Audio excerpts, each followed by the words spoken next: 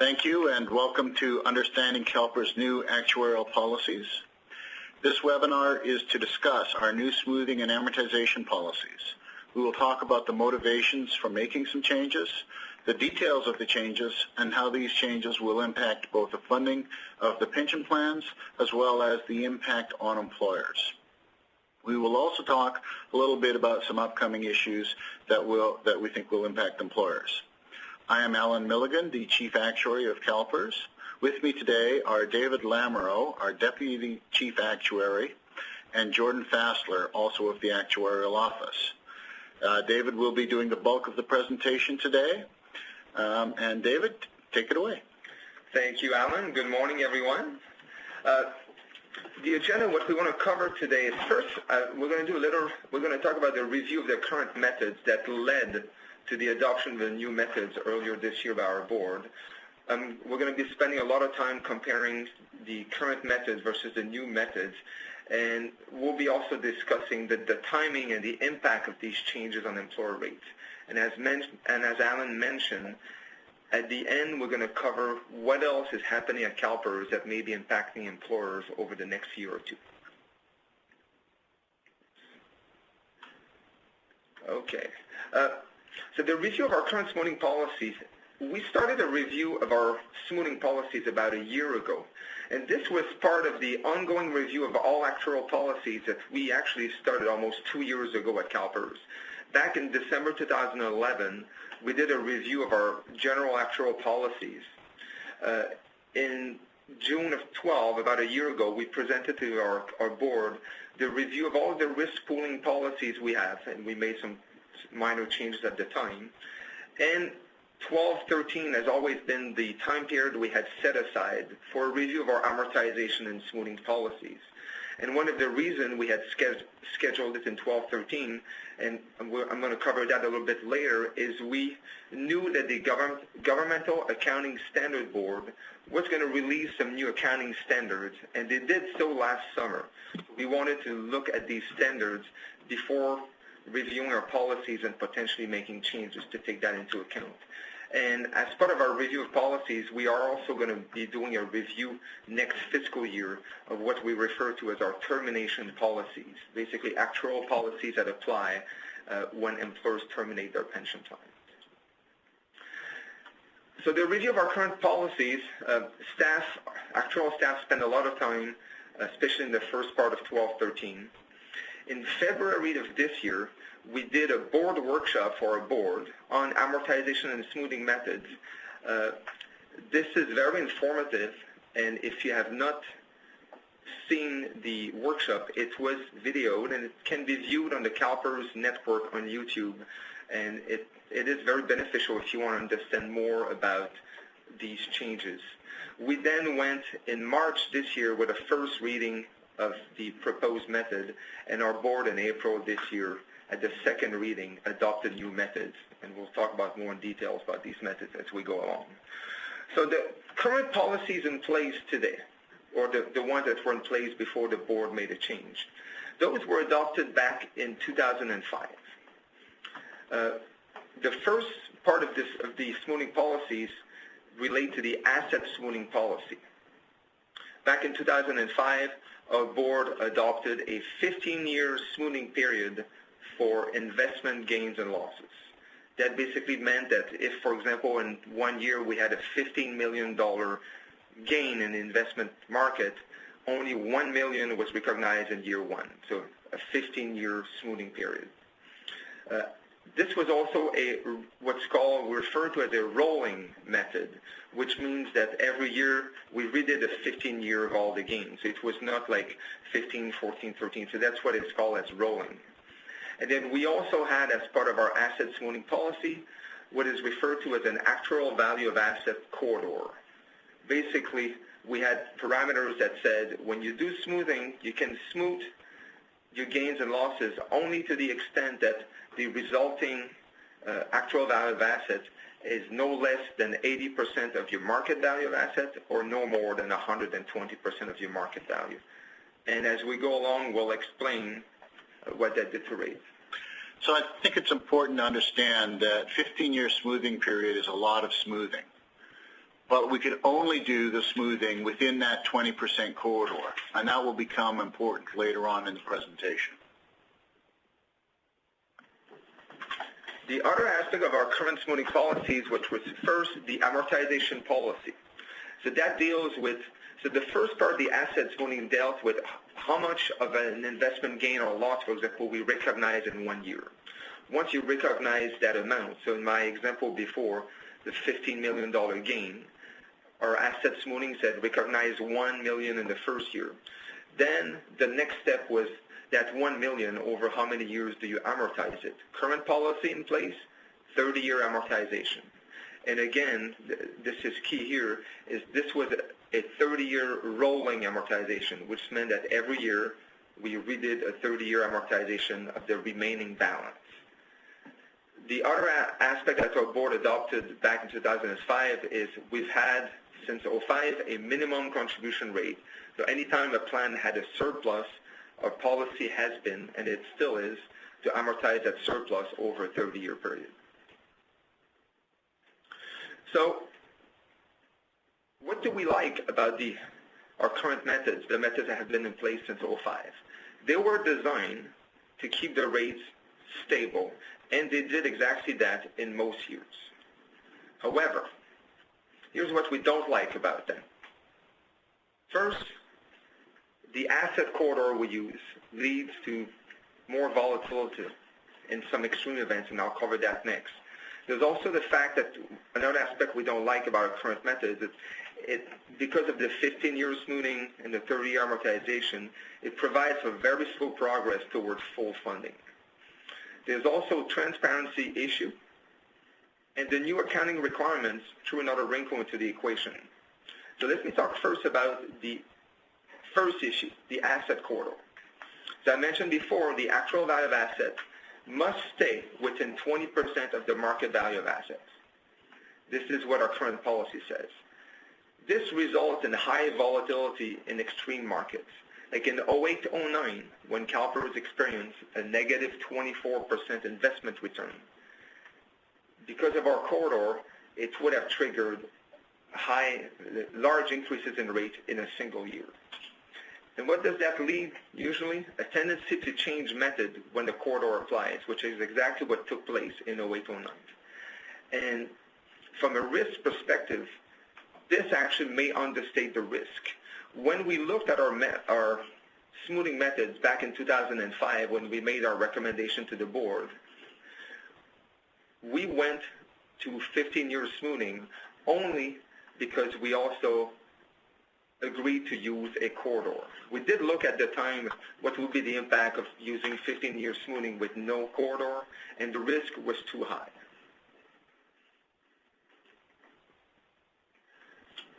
This is just, I'm just going to jump to the next slide, just to help you better see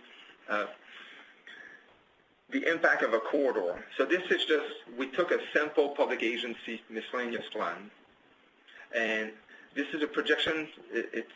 We simulated investment return, random simulated return over the next 30 years.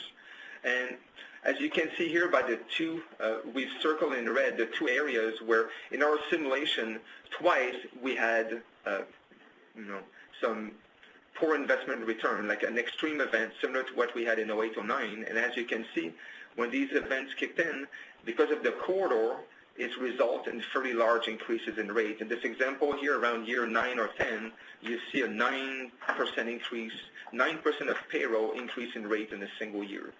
And again, later, around year 27, 28, you see another large increase. This is what our current methods do. In normal years, they provide for very stable rates. But the moment you have any kind of extreme events, like the one we saw in 2008-09, you see large spikes in rate. And generally also these large spikes in rate occur at the worst time. You're talking about, like in 2008-09, stock markets were crashing, the economy was in recession, most employers are having revenue issues, and the corridor results in one of the biggest increase in rate that you can see. So this was something that we did not like with the current methods. And while this was just one particular scenario, we did quite a few different scenarios. What we're showing right now is a second scenario. that also has a big increase. I think this year it's occurring in year 10 or 11. But don't take a lot of comfort in the fact that both of these increases occur several years out. Many of the scenarios also showed fairly significant increases in the in earlier years as well. And that was one of the features of our current methodology that we're really concerned about, is this issue of employers could have very sharp rate increases, and we really have to let those increases happen, because otherwise the methodology that we're using allows too low a contribution level. So we were concerned about the fact that employers could have big increases as large as what we're talking about right now, but occurring in a single year instead of spread out over time. Thank you, Alan. So as I mentioned before, with a corridor, it happened in 08-09, there's sometimes a tendency to change methods. What did we do after the 08-09 investment return? We temporarily widened our corridor. Our board agreed. We made a proposal to our board, and they agreed. We widened the actual value of asset corridor to 60, 140% in the first year. Then we slowly brought it back down to our 80 to 120 in 3 years. And we did that to ease the impact on employers. And the question is, if we were to have another year like 08-09, would we have done it again? So that was another consideration in the review of the methods. And the main reason you use a corridor, as I mentioned before, is when you use long smoothing periods, you use a corridor to help control the risk of seeing a low funded status. But the corridor only works if it's followed every time. If every time the corridor comes into play, it is widened, then you have increased the risk in the pension plan. So that's basically was part of the consideration as well. The second issue is this that we didn't like about our current methods is the slow progress toward full funding. You're talking about we were using 15-year asset smoothing combined with 30-year amortization. That meant that anytime we had, like for example, the 08-09 loss, anytime we had investment loss, you were talking about at least 45-year minimum before that loss was paid. But because both our asset smoothing and amortization methods were rolling, you actually, even after 50 years, did not make a significant improvement in funded status. And this can be seen from this slide. This is the same simple public agency miscellaneous plan. They're currently about 73-74% funded, which is the average for CalPERS plan. You see a little dip at the beginning of the chart here, which is a reflection of the fact we had a 0% return last year. Then you can see that the funded status, makes its way toward 80%, but even after 30 years, it's not yet at 80%. And this is especially a result of the rolling asset smoothing methods and the rolling amortization method. The third issue that we had with our current methods is what we call transparency. It's very difficult right now for employers to answer the question, for example, when will my contribution rate peak? How high will that peak be? And this is mostly the result of the fact we have long asset smoothing periods and the fact that it's rolling, and also our amortization periods are long. Then you also have the issue of when you have an actual value of assets, you end up seeing in your valuation report two asset values, the actual value of assets and the market value of assets, which is really the assets you have on hand. And then if you look in your valuation report, you'll see two unfunded liability amounts, one on the actual value of assets that is used to set your rate, and one on the market value of assets that we use to report the funded status. All of this causes confusion. So we were looking at ways, would there be a way we could stop using the actual value of assets? The last issue with our current method relates directly to the new accounting requirements that were adopted last year by GASB. Under the current accounting standard, what you've been used to pension expenses that you report in your financial statement for accounting purposes have always equal funding contribution. And GASB, in the current standards in place today, you can amortize things over a period up to 30 years, which is what we were doing, and it permits asset smoothing. The new accounting standards that will be effective in 2 years now have broken the link between pension expense and funding contributions. The new standards actually now favors closed period, that closed amortization period rather than rolling, and it also provides for no smoothing.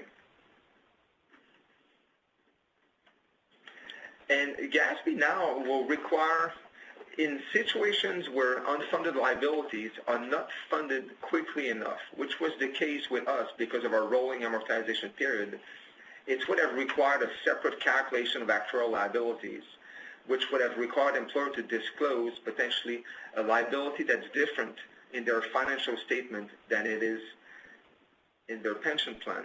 So some of the options, if we didn't want this to occur, some of the options were, the options were basically, do you want to continue with keeping rolling amortization for funding purposes, but then live with the fact you're going to need a second calculation for accounting purposes?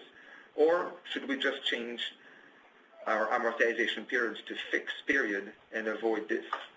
And so with fixed amortization periods and fixed smoothing periods, we're able to only have one actuarial liability. Your accounting liability and your funding liability will be the same, which we thought was a very attractive feature.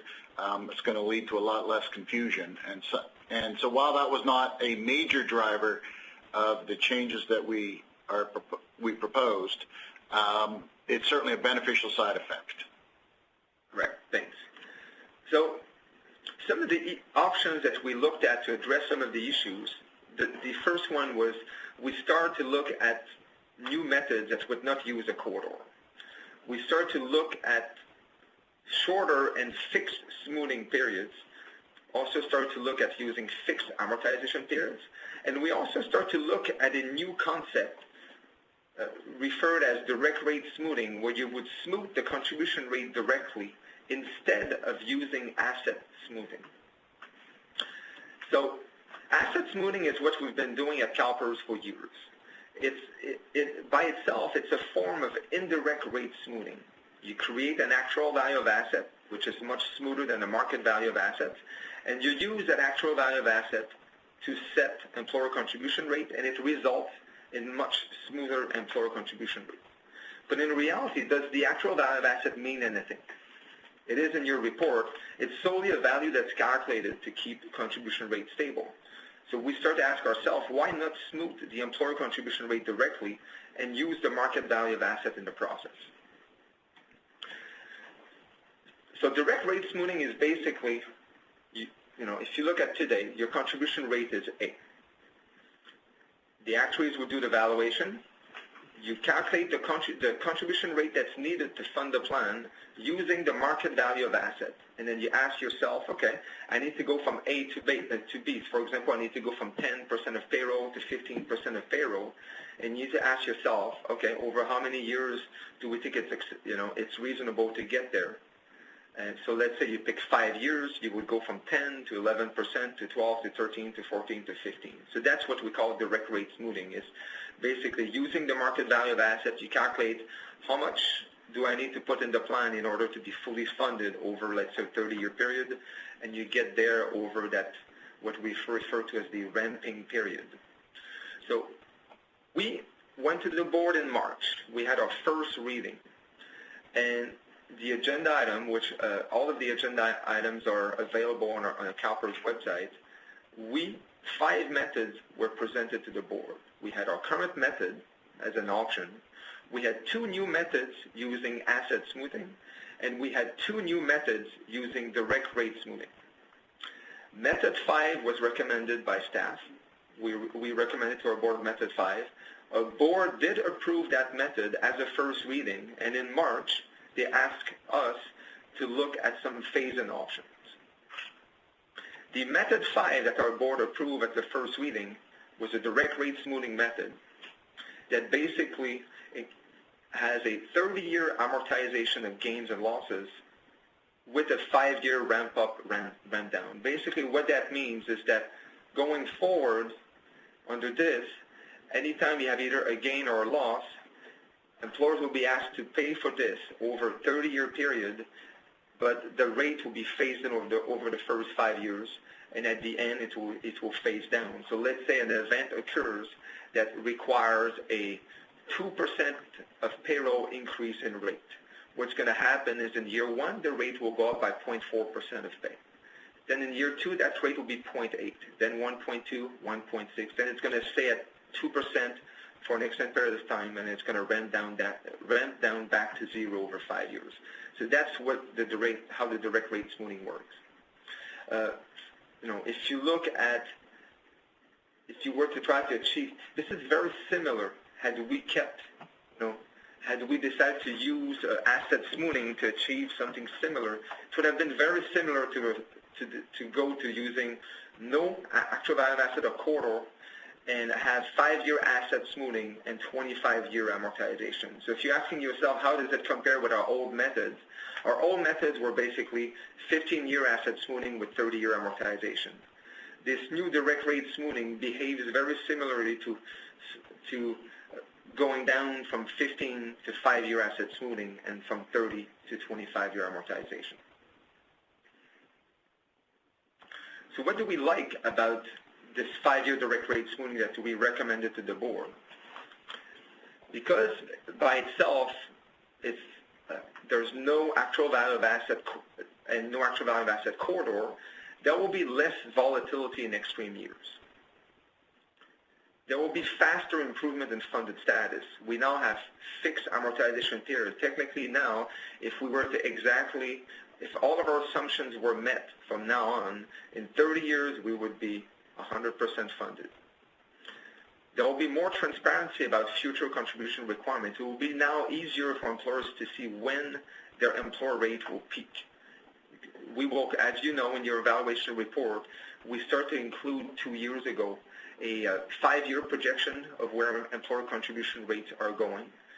This will continue to be in your report, and you'll be able to see the last year of the impact of the direct rate smoothing, what that ultimate rate will be. On the transparency side, there will now be only one asset value and only one unfunded liability in your report. You will no longer see the actual value of asset. You will only see the market value of asset. There will be one funded status, one unfunded liability. And another aspect of what we recommended to our board was we will be using the direct rate smoothing approach also for assumption changes.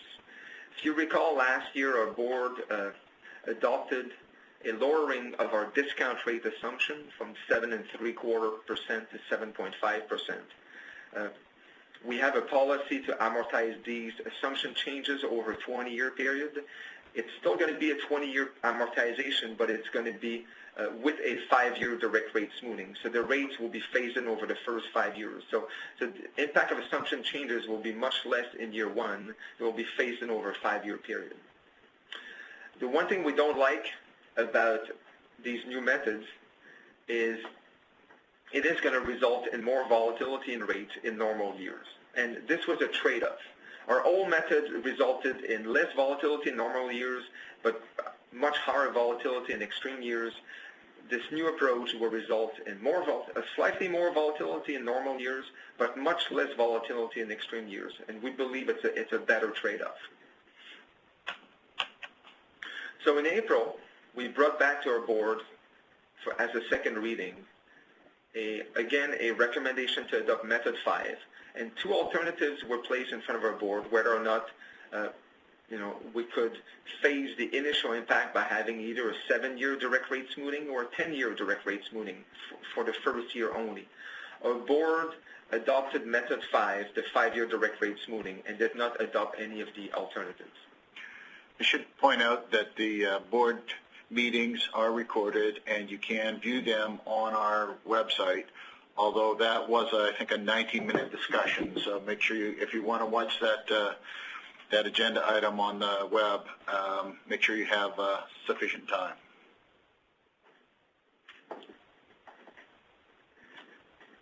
So these new methods will impact employer contribution rates for the first time in 15-16.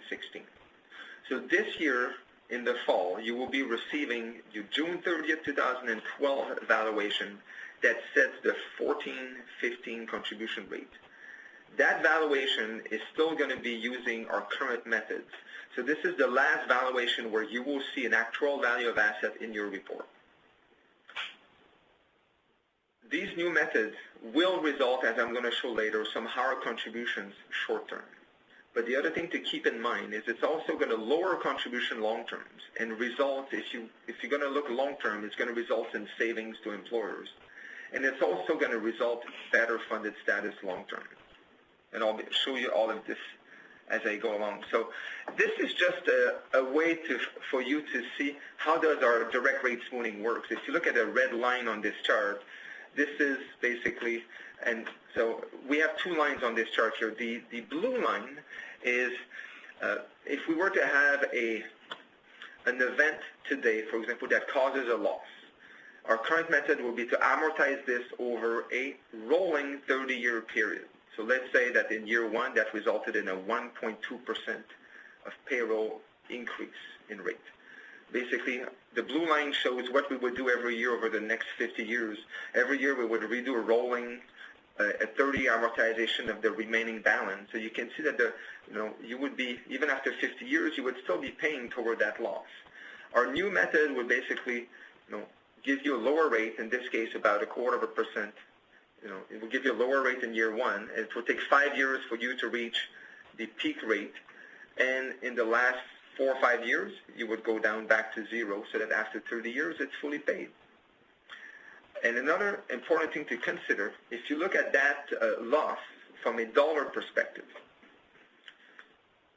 in this example, it was a $100,000 loss to your plan.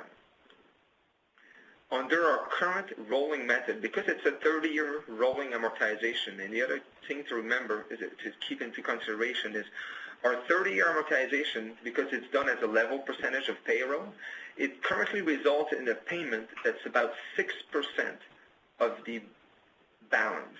So when you have a $100,000 loss, the payment in year one is about $6,000.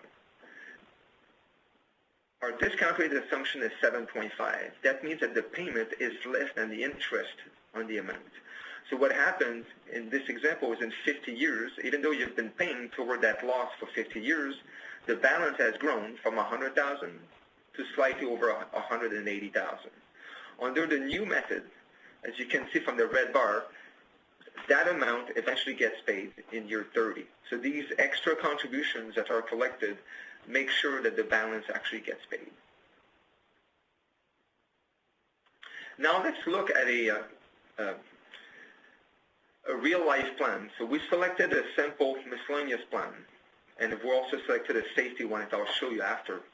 What you have, and you're going to see that on all of the charts, every chart you're going to see coming forward will have two lines. The blue will always represent our current policies in place today, and the red are the new policies that will be used for the first time in next year's valuation. So as you can see here, the blue, under the blue, because of our rolling method, the rate is somewhere between 15 and 20% of payroll, and it slowly drops as some of our other amortization bases drop off, but ultimately it stays above 10%, which in this case is much higher than the normal cost of the plan. Under the new policy, the contribution rates go higher at the beginning of the period, but you can see by year 30, the contribution, the unfunded liability is paid, and the contribution rate is then stable at about 5%. And in the example we picked, the employer normal cost for that plan is about 5%. So in 30 years, the unfunded liability is fully paid for, and the employer only pays the employer normal cost. The next chart over shows you the funded status. And again, this shows you the same thing I showed a bit earlier. The blue line here is what we didn't like. Under the assumption, and keep in mind this is what we call the baseline scenario. This is assuming we earn 7.5% every single year into the future. So even if we were to earn exactly 7.5% every single year, under our current policies, even in 50 years, the plan would still not be 100% funded. It would still be, in fact, it would be at the same point of where it is today, about 70% funded. And this is one aspect we did not like. So under the new policies, 30 years from now, assuming we earn all of our assumptions are met, that plan will be 100% funded. This is the same chart again, but this time for a safety plan. So you can kind of see the same pattern, just the contribution rates, because it's a safety plan, and the contribution rates are higher, but again, same pattern. Under the blue, contribution rates are lower generally up front, but they stay higher long term. Under the red, they're higher short term, but eventually they're lower long term. And the impact on funded status is, again, same pattern here. The funded status for the safety plan in this case barely improves over 50 years, while under the new policies, it reaches 100% in 30 years. So, David, these are all under the assumption that we get exactly 7.5% per year for the next 50 years or so. How likely is that to happen, and what's likely to happen in the real world? That probability is probably zero, in my opinion. As I'm sure some of you have seen, we've earned close, or actually we have even exceeded our 7.5% discount rate assumption for the last 20, 30 years. But if you look, not in a single year since I have been in CalPERS, or I think even since, I don't think I have yet to see an actual 7.5 return at CalPERS. So what we did to analyze all of these methods is we look at several plans and did what we randomly simulated investment returns for 50 years, 1,500 times. So what I'm about to show you here are just some of these random scenarios, just to see, possible real life futures. So here is, for example, for that, and from now on, I'm only going to show that miscellaneous plan. So what we have here is, from the 1,500 scenarios we did, this is scenario 100. And what I want to point out here, this is the graph that shows you future contribution rate, potential future contribution rate for that simple miscellaneous plan. And what I'd like to point out here to you is, under our current method, the impact of the corridor. You can kind of see, a few places where we do have an extreme event that causes the rate to increase dramatically. You can kind of see that around year 10, there's almost a 9% increase of payroll here, while under the new method, that increase is going to occur, but at least over several years. So, it will be easier for employers to bear rather than to see a 9% increase. And again, you can see here that in normal years, our current methods do provide for more stable rates. The red line goes up and down much more than the blue one. But when the blue one does go up, sometimes it goes up substantially, and that's the impact of the corridor. The next chart, this is the funded ratio chart, and I'm going to show you a few more scenarios, and each time I'll show you two charts. The first one will be the contribution rate, and the second one will be the funded status. On the contribution rate, what we're going to be looking for are the sharp changes in rates under the current methods. On the funded status-wise, what I want to point out, and you're going to see similar pattern as we go forward, short-term, the methods don't have as much of an impact. The funded status is driven mostly by the investment return we earn. But over time, once you start looking at year 20 and beyond, you can kind of see that the new methods do result in much better funded pension plans. So this was the first, scenario 100. Let's look at scenario 200. In this case here, this is a scenario where we have good investment return. In the first 25 years, both lines are about the same. Then the rate becomes level at 5%. That's because we become more than 120%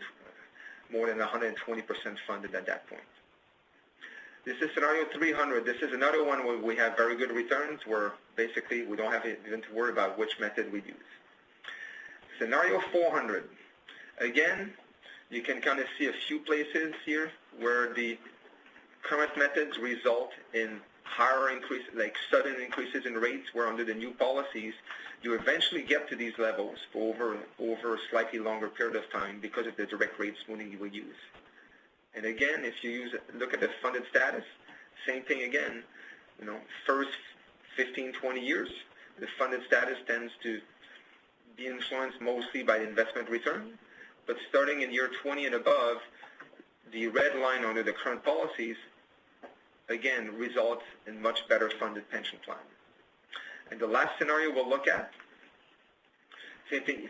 Here in this case, it's almost one where when you look at this at the contribution pattern, you almost, it almost seems to indicate in this case that our current methods maybe do a better job of keeping rates stable. There's the one little area here around year 16 when you see a big jump in rates, but generally, and then if you look at the funded status, again, same thing.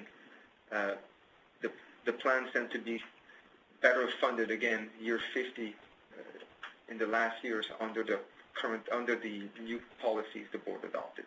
So, David, could you back up a slide there? I think one thing that's important to understand with these new methodologies is that they do not automatically produce higher contribution rates. In fact, the contribution rates in the early years in this scenario are very similar between the new method and the old method. And so one of the issues that we are faced with this new methodology is that sometimes it produces higher rates, sometimes it actually produces lower rates. What we are pretty sure of is that we will have fewer sharp increases to employer rates under the new methodology, but we will have kind of more volatility during normal times, and that is kind of very much shown by this chart. So I want employers to understand that it's not automatic that these new methodologies will produce higher contributions. In fact, here's one example where it doesn't do that at all. Perfect. And Anna makes a very good point. And one thing I'd like to add to this is keep in mind that these policies apply to both good years and bad years. In the future, when we have good investment years, we will recognize these gains over a faster period than we used to. Similarly, when we have a loss, we will ask employers to pay for those losses over a shorter time period than we used to. And I think this graph kind of shows this here where you can see in some years the red line actually drops below the blue. So that's a good point.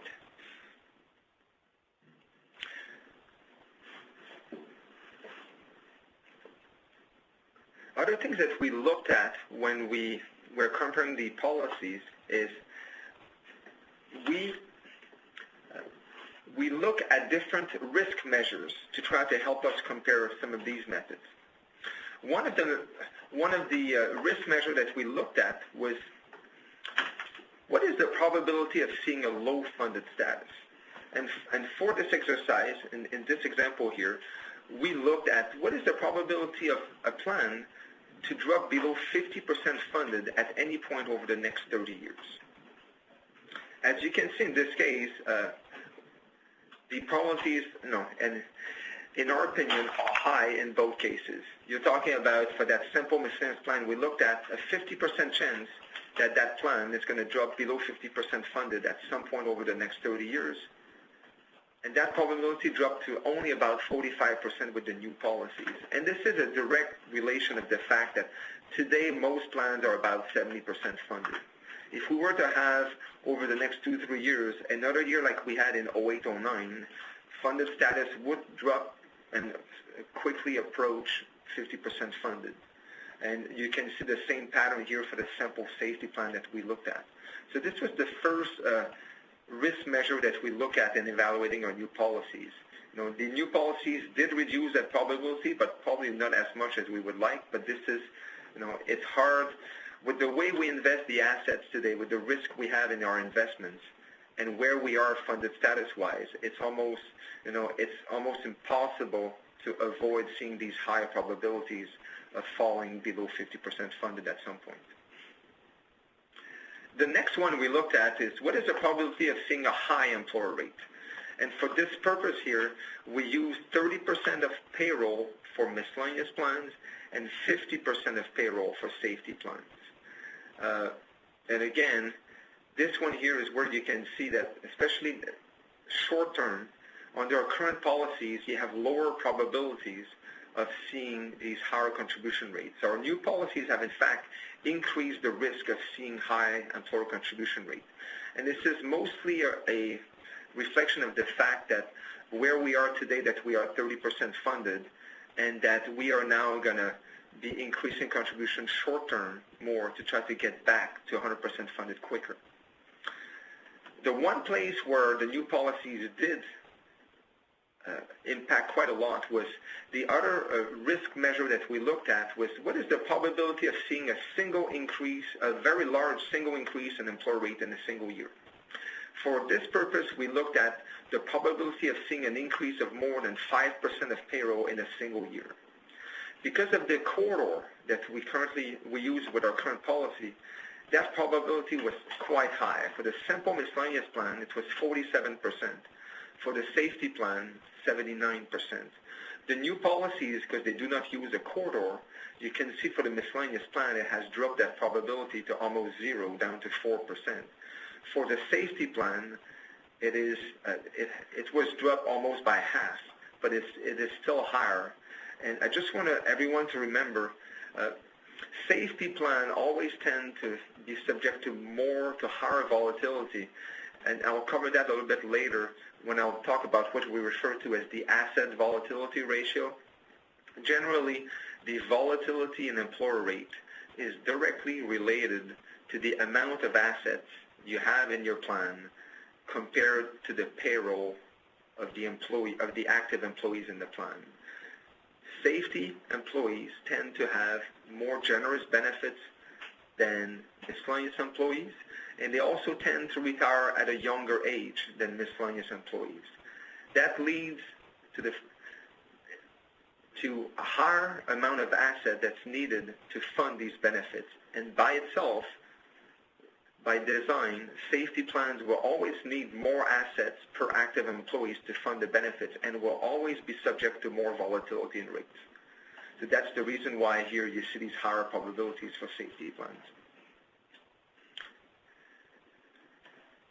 So the impact of the new methods. The one thing we would like to point out is we are talking about asset smoothing and amortization method that deals with the unfunded liability. Any of these changes do not impact the normal cost. As you know, with the passage of PEPRA last year, new PEPRA members that were hired since January 1st now have to pay half of the total plan normal cost. These changes did not impact the normal cost and do not impact, the sharing of the normal cost between member and employer. It impacts the payment or the unfunded liability. We did mail a circular letter to all employers in late April that included in it a table with a range of possible impact on employer rates. What I'd like to point out is if you're looking for impacts specific to your plans, they will be included in your next valuation report that will be released in the fall this year. This is the table that was included in the circular letter.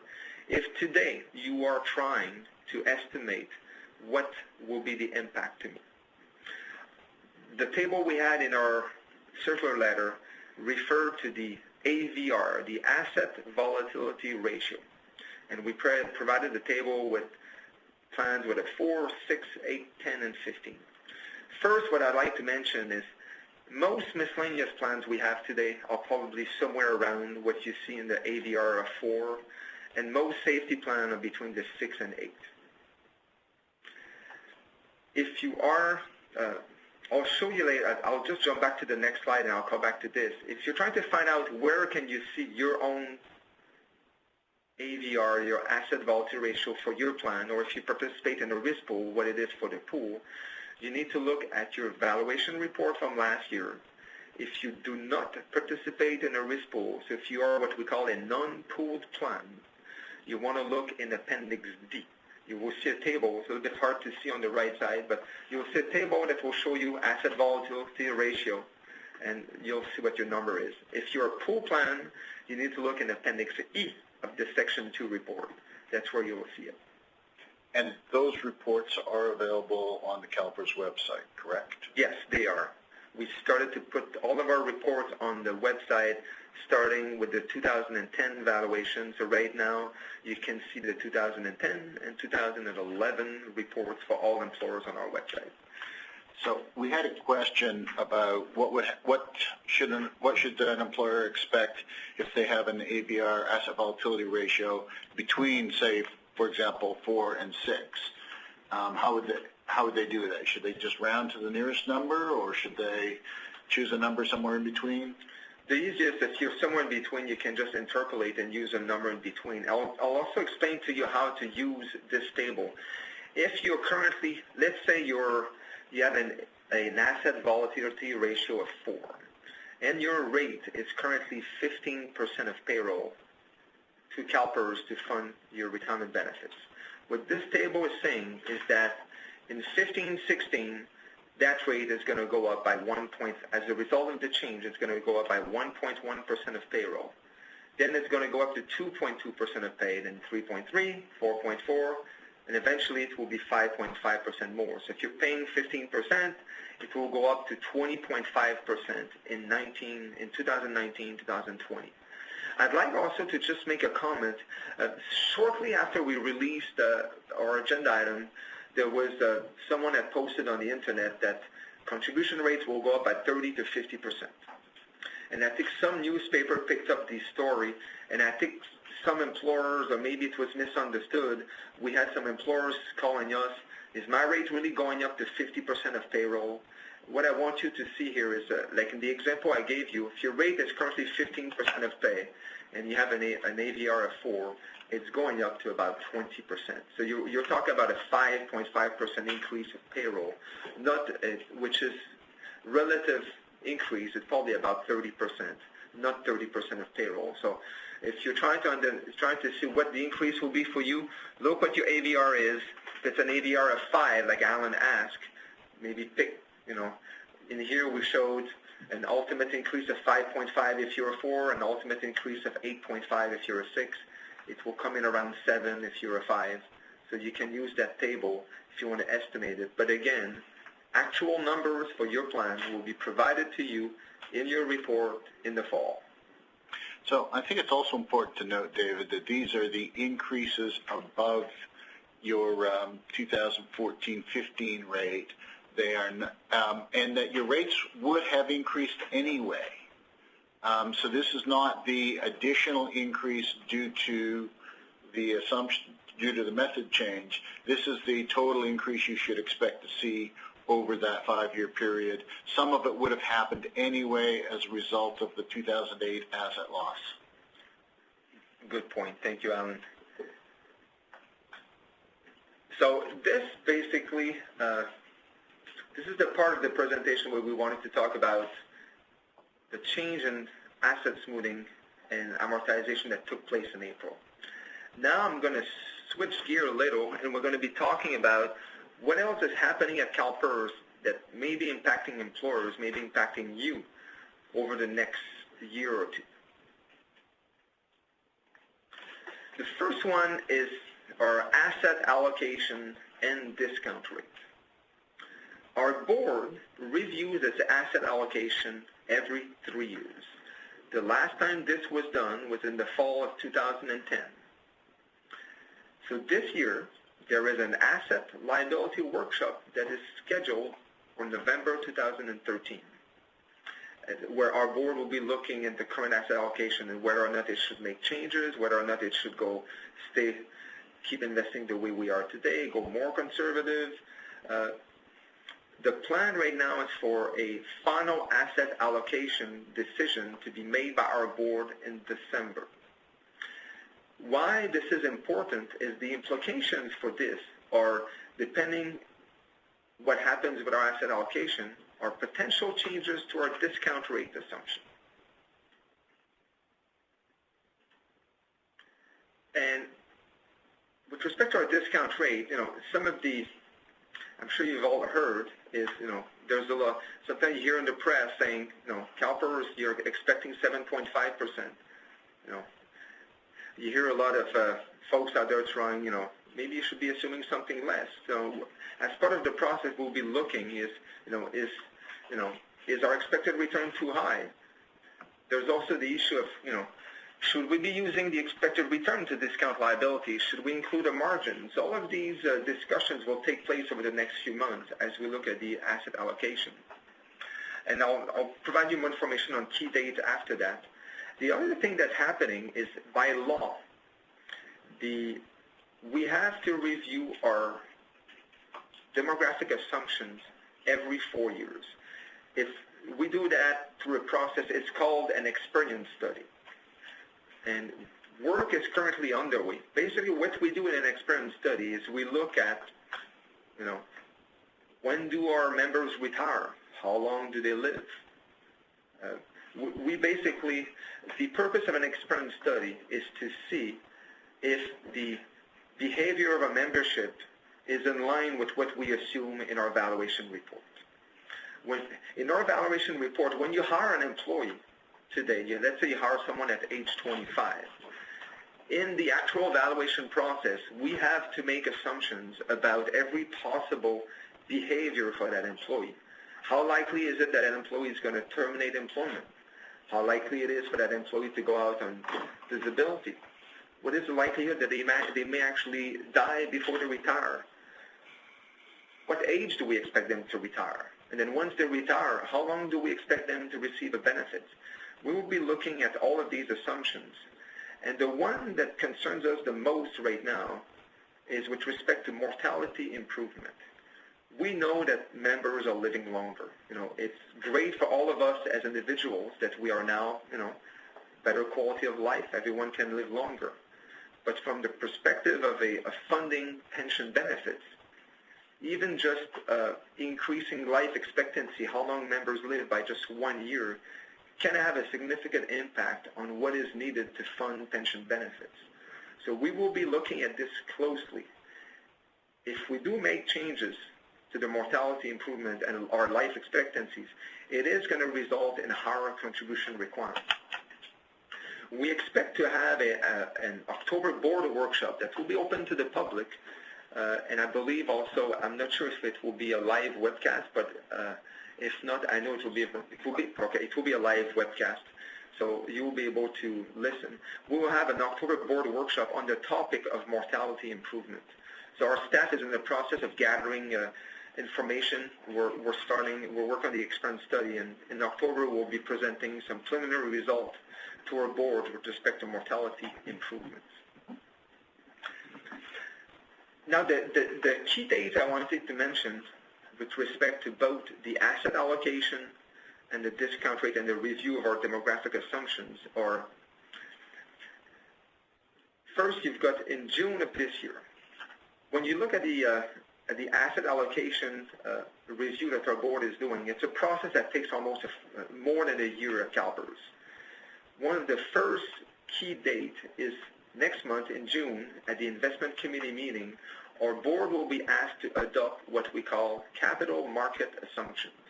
Basically, how much can you expect to earn from equities long-term and short-term? How about from bonds, from real estate? So these are the capital market assumptions. Our board will be asked to adopt. There will be also a board workshop in July on the asset allocation process. And then, as I mentioned, in November, there will be the asset liability workshop. That's a 2-day event that, again, will be webcast. And if you want to attend in person, you can. And then in December, it's when we expect the board to adopt the new asset allocation. And we also expect to come to our board in December with a first reading for potential new actual assumptions, both on the demographic side, like the mortality improvement, and also if changes are needed to the discount rate as a result of the new asset allocation, that will also be part of the first reading. In February of 2014 is when we expect to go to our board with final adoption of potential new actual assumptions. And if changes are made, it is unclear at this time, but it would either impact the 2013 valuation that would set the 15-16 rates, or the 14 valuation that set the 16-17 rate. And we've added a link here. If you want to see that timeline and what it consists, on our CalPERS website, we actually have a timeline that details all of the events that will take place over the next few months in front of our board with respect to both the review of the asset allocation and the review of the actual assumptions. So these changes, potential impact on rates. So before I told you that the smoothing and amortization changes we made had no impact on normal costs. This is not going to be true of these new changes. They will impact, if changes are made, they will impact normal costs, which could impact member contribution rate. As you know, I've mentioned before with PEPRA, there's a sharing of normal costs between member and employer, so these changes could potentially impact the normal cost, which could impact member contribution rates. The impact of the mortality projection, we're still looking into it. The actual impact is unknown, but it could be as high as 2 to 4% of payroll increase in rate for employers. But that would be spread out over about a 5-year period. Correct. Under the new methodology. Correct. And this is, so a 2% increase would come in at about 0.4% of payroll per year over 5 years. And also, this is not all normal cost. It's unclear exactly. I think it will vary from plan to plan, but at this point, it's probably safe to assume that half of these increases potentially will come from the normal cost. So, and discount rate change, what I'll tell you is,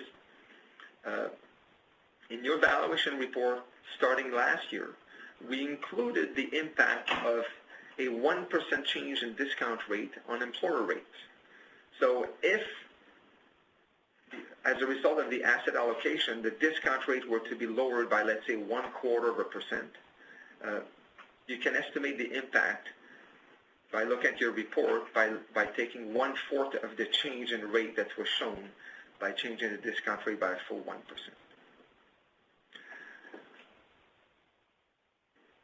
That concludes what we have. So now time for questions. Heather, would you like to remind everyone how to proceed with questions? Yes, so if you do have a question for our presenters, you can enter it now in the Q&A pane.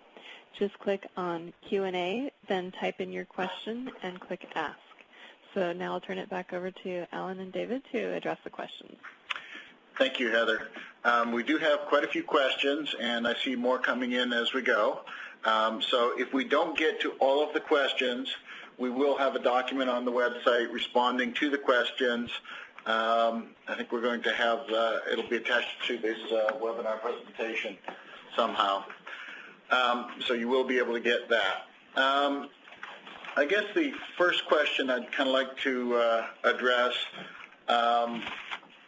is that there's some concern that the new methods will place an unreasonable burden on public agencies, and how do we respond? On that score, I think it's important to understand that our old methodologies could easily have resulted in the same level of contribution increase, but they would be happening much faster. So if we got a period of bad investment returns, you would have these increases happen much faster, maybe in a single year under our old methodologies. So this is not a matter of we're increasing the rates that don't have to happen. These increases really do need to happen in order to fund the plans. But this methodology will result in a more predictable increase. Employers will have more warning and more ability to absorb the rate change. But they will potentially face the same increase would have faced the same increases even under our current methodology. It's just that they could happen in an unpredictable fashion. So second question for David is, why does the new methods produce more contribution rate volatility in normal years? This is mostly a result of the fact that if you earlier in the presentation, I compared our new methods to something similar to using 5-year asset smoothing with 25-year amortization. So technically, we went to we're going from using a 15-year asset smoothing to using 5-year asset smoothing. So in a year where, let's say, you had a $15 million loss, we would recognize $1 million of that loss in year 1 because it was over 15 years. Now we're going to recognize $3 million because it's over 5 years. So in those normal years where the actual value of asset of corridor did not kick in, you will see more volatility because basically we went from 15-year asset smoothing to 5 years. So I'll take the next question. In the example you just gave, this was a little while ago, I guess, that is a 30% increase, going from 15% of pay to 20% of pay. And that is correct. We're not trying to say it's not a 30% increase, but some people have interpreted it as a 30% of pay increase. So that would mean you'd be going from 15% of pay to 45% of pay. That is not what we're saying, what we're talking about here. It is a 30% increase in the dollars, but it's more like 5% of pay in the particular example we used. Alan, I don't know if you want to take that one or I can take it. We have another question. We have the rate for fiscal year 14-15. Do we just increase the rate based on the ADR table? And will that cover normal costs and UAL? So basically, if you take the 14-15 rate from your valuation report, you basically can just add these numbers from the table. And yes, that covers both the normal cost and the unfunded liability. And again, we had a question about how do I know what ADR to choose. As I mentioned in the report earlier, you can find it in your valuation report by looking either in Appendix D if you're a non-pool plan or Appendix E if you are a pooled plan. And it's Appendix E of the Section 2 for pool plan. Okay, the next question is regards the circular letter. It does not address the state employer contributions. Will these policies have an impact on the state? Yes, these policies will have an impact on the state. The circular letter was really designed to give public agency employers a heads up as to how how these new policies will impact their rate. The State Department of Finance was actually at the board meeting, so they already understand what the impact is on the state, and we will be doing more work in providing them with even more guidance in the near future. And same thing for schools and employer as well. We are in the process of finalizing what we call our state and school valuation report. We expect the results to go to our board in June, and in prior years, we always sent a circular letter out to school employers after our board adopted the rates to let them know what the future rates will be. We will be doing the same thing, but probably school employers can expect to receive something probably in August that will provide a 5-year projection of where rates may be going as a result of the change in method. So the next question I have is, what might happen to the normal cost rate? If it is 10% today, what will it be in 30 years? To understand that, there's really two things you need to think about. First is, in the short term, this will be impacted by the assumption changes that we recommend in December, and hopefully the board takes action in December. And that could be that should be a relatively modest change. I think we're looking at probably maybe a 1% or 2% change in the normal cost, depending on what exactly we do with respect to mortality improvement and what exactly we do with respect to the discount rate. What will it be in 30 years is a more interesting question. Because of pension reform, most plans actually have a lower normal cost for new hires. As new hires are as you hire new employees and current employees retire, what you should see is your normal cost falling over time. It'll take a long time for it to fall significantly, but over time your normal cost should decrease significantly. And by that I'm talking about over 15 or 20 years. We've got another question. Is there a difference in impact between miscellaneous and safety plan?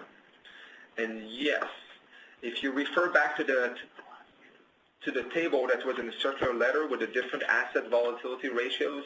As I mentioned earlier, generally, your typical miscellaneous plan will be on the low end of that table, around an AVR of 4, some may be higher. And generally, the safety plan will be in the 6 to 8 range. We have some that are higher than that, but somewhere around 6 to 8 is where your safety plan will be. So yes, the impact will generally be sometimes twice as high for safety plan as it is for miscellaneous plan. So another question that we got that was submitted earlier was, are these new policies set in stone, or could it change again soon? We continuously review our actuarial policies. We review them on a regular basis, and if there's any circumstances that crop up that require us to do an early review, we will in fact do that. The next time that we anticipate reviewing these policies is in 2 or 3 years. However, I don't think that you should expect a significant change to these policies when we review them in 2 or 3 years. Jordan, are there other questions that we should be responding to? Yes, we've got a couple related questions. One, will we be looking at employee contribution rates versus employer rates borne by employers? And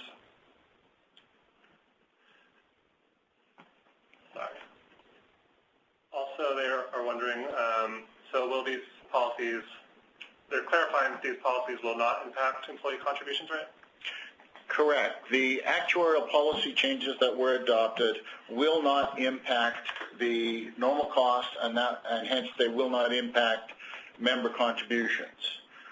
The assumption changes that we talked about later in the presentation could impact, probably will impact the normal costs, and that could impact the member contribution rate in certain circumstances.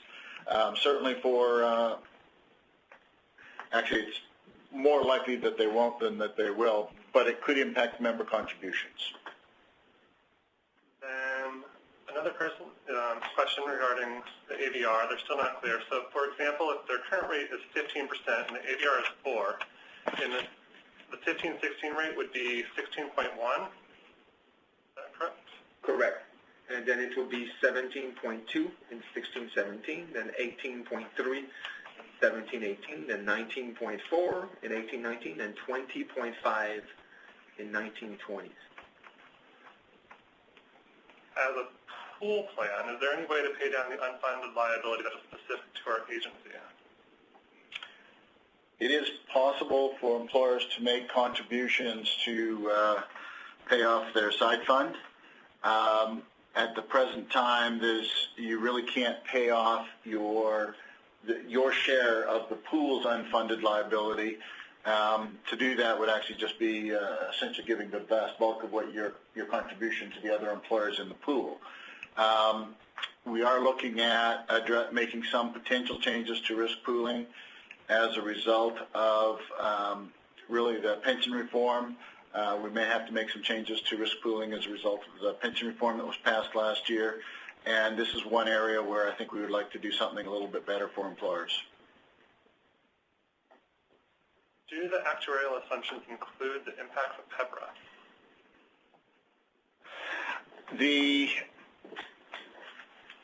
The PEPRA impacted primarily benefits, not actuarial assumptions. We did provide employers with the contribution requirement for PEPRA members last December, and we will be looking at building that into their actuarial valuation report so that they will know what the contribution requirement is, what the cost of the PEPRA benefits are separate from the cost of the legacy benefits. On this front, the one thing I would like to add is PEPRA does impact actuarial assumptions in the sense that those members subject to the lower benefits can now expect, we normally would expect them to retire at a later age because their retirement benefits are not as generous. So as we go forward in the future, we don't have any data yet, but as we go along in the future, we will be looking to see, do these members retire in line with what we assume right now? And for purposes of actual assumptions, last year when PEPRA was passed, we basically developed new sets of actuarial assumptions for PEPRA members under the assumption that they would now retire at later ages than current employees. Alan, in prior presentations, you announced that actuarial assumption changes would be implemented half in fiscal year 15-16 and half in 16-17. So today it sounds like this is now a 5-year roll-in. So, under our current actuarial policies, whenever we make under the new actuarial policies, I should specify, the new ones that were just adopted, whenever we make a change to our actuarial assumptions, the impact on the normal cost will hit the employer in the next fiscal year. But the impact on the payment on the unfunded liability will be phased in over 5 years. It would not be surprising if a third to a half of the total increase was due to the normal cost change and hence impact immediately. The other half to 2/3 would be phased in over a 5-year period. So some of it will impact fairly quickly. The bulk of it will probably be phased in over 5 years. And I'd just like to point, because I'm not sure if it was related to this, but last year when we changed our discount rate to 7.5, our board did adopt a 2-year phase-in of that. So employers are seeing the first part of that increase in 13-14, and year 2 of the phase-in will kick in 14-15. Yeah, and this will not change the phase-in of that. That will stay the way it was. If a pension obligation bond is issued and unfunded liability is paid off, then the market drops 30%. Does the unfunded liability return, thereby increasing the rates to fund the new unfunded liability? So if you issue a pension obligation bond to pay off your unfunded liability and there's a subsequent market drop, then yes, you will have an unfunded liability after the market drop. Your unfunded liability will be less than it would have been if you had not paid off the unfunded liability because we have more assets. But yes, your unfunded liability can reappear if we get some bad experience after you pay off your unfunded liability. What is the likelihood that the discount rate will be lowered by any amount? That's a very good question. I cannot really answer that question at this point in time. I think that it is possible. I don't know that it is probable that the discount rate will decline. That is dependent upon what we come up with for our capital market assumptions, which we will be addressing with our board next month, actually in the investment committee meeting, as well as what we select in the way of an asset allocation as a result of the asset liability management workshop in November. Both of those have a very significant impact on the recommendation for the discount rate, and in fact are really probably the most important aspects of the discount rate. So if you really are concerned about the discount rate changing, I strongly recommend that you tune in to or attend the June Investment Committee meeting as well as the November Asset Liability Management Workshop. Okay, some more clarifying questions on reading the table. On the projected increases in employer contribution, is the increase from the current fiscal year 13 rate or the fiscal year 15 rate? And do we use the same chart for both safety and miscellaneous and for both pooled and non-pooled plans? So the first part of the answer, and it was mentioned in the circular letter, you should be using the 14-15 rate as your starting point. So not the one you're going to be paying July 1st, but the evaluation provided you, your evaluation report had a rate for 14-15. It was just an estimated rate, but that's where you should start from. So that's the starting point. Safety versus miscellaneous, it will depend on the asset volatility ratio of that plan.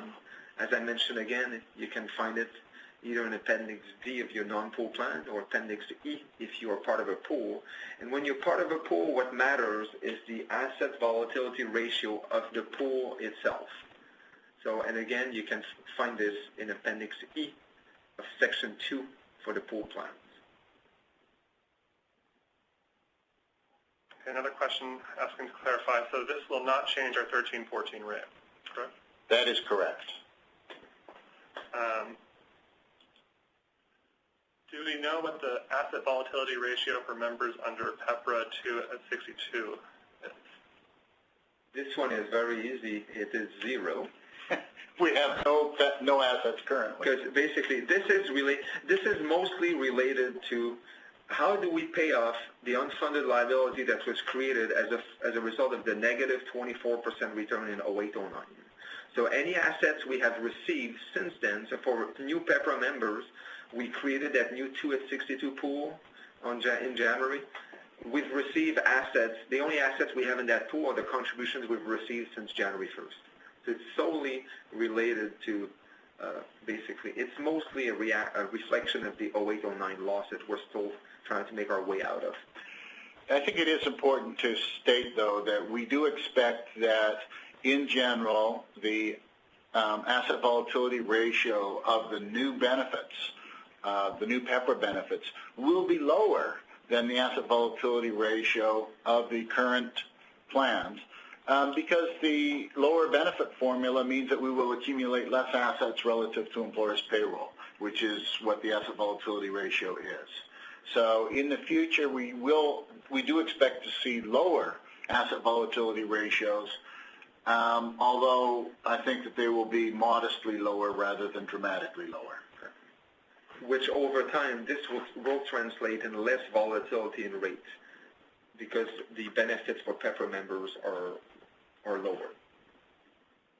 If a plan's AVR is less than 4, will the increase be less than 1.1%? Is that correct? Yes. Very likely. It will, and again, once you get your report in the fall, you'll be able to see exactly what it is for your agency. Do we anticipate releasing a circular letter for state plans to the employees? For prep schools? Normally what we do for the for state and schools, we also issue a valuation report that is available on our website. We actually have a longer history of report for those plans. I think we have 6 or 7 years now on our website. We also have an appendix at the end of the report that has a projection of rates into the future, the same 5-year projection. We anticipate that report to be ready sometime in August. It will be on our website. We will send a notification to employers, to state employers and school employers, once that report is ready for viewing. And that information will be there. Okay. So, will CalPERS, this is on a different topic, will CalPERS be ready to implement the GASB pension requirements for fiscal year 15? So we are preparing to provide employers with the necessary information that they will need to comply with the new GASB 68 statement. We will be doing this on a fee-for-service basis, so employers can contact CalPERS and request this information. There will be a fee associated with that, but only employers who ask for it will be assessed the fee. We estimated the fee at $1,400 in an agenda item, but that information, that is still very much up in the air. We have to do a whole bunch of work between now and the end of next fiscal year in order to ensure that we have that information, and that at some point we will be coming back to the board to actually set that fee. Our best estimate at this point in time is the $1,400 fee. So yes, we do anticipate being able to provide employers with the necessary information to comply with the GASB 68 standard. Has there been any discussion about separating contribution rates for employees that were hired after January 1st, 2013 under the new tiers?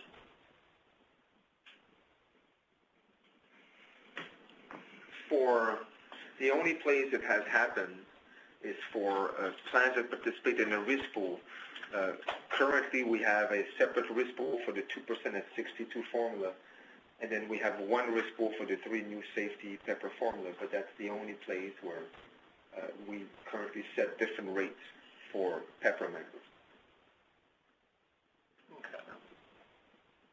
Is it fair to say that if the asset allocation mix is not changed, the discount rate would not be lower simply due to belief that markets have fundamentally changed?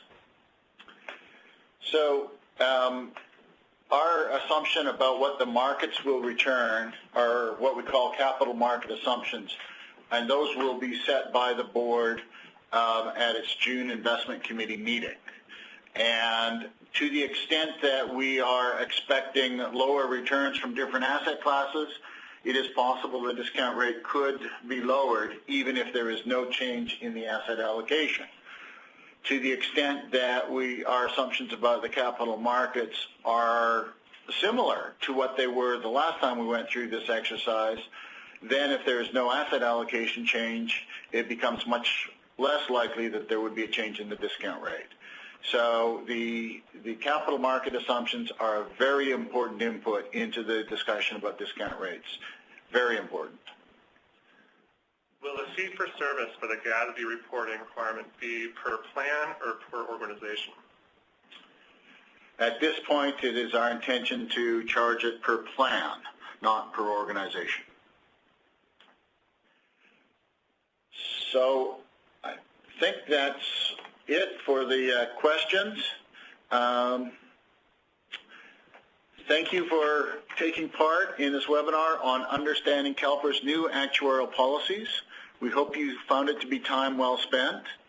If you would like to review the webinar or share it with others, a captioned recording of today's events will be available in mid-June on the CalPERS network on YouTube. I'm CalPERS Chief Actuary Alan Milligan. On behalf of everyone here at CalPERS, thank you for attending this online event. Have a good day.